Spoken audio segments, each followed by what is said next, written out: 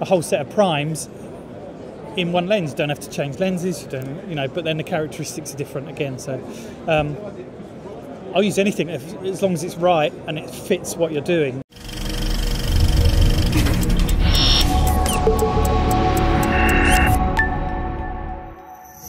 They're very quick, they're very small, they're great for handheld.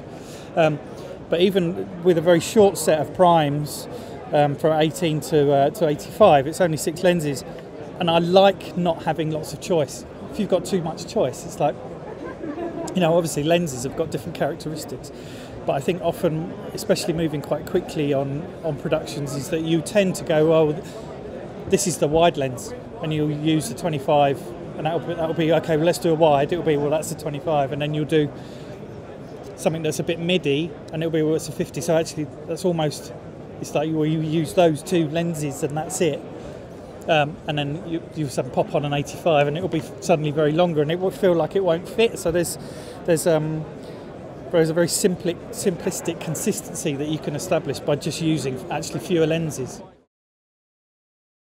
Do you know what? Not very much. I think, but I have done obviously in the past. But again, the style of show that I've done more and more is that it's, handheld is very prevalent, and so it needs to be light and needs to be hand holdable, and so I tend to, and once you're used to something, it feels like it's a bit Victorian when you tend to stick to, especially in this day and age of technology that moves very quick, when you think, well, I'm going to stick to what I know, because we all have to move very quickly, so it's quite nice having things that are consistent.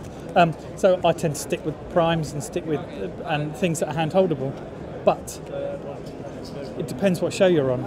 If the show where you're studio based, or you've got a studio setup, then zooms are really useful for that.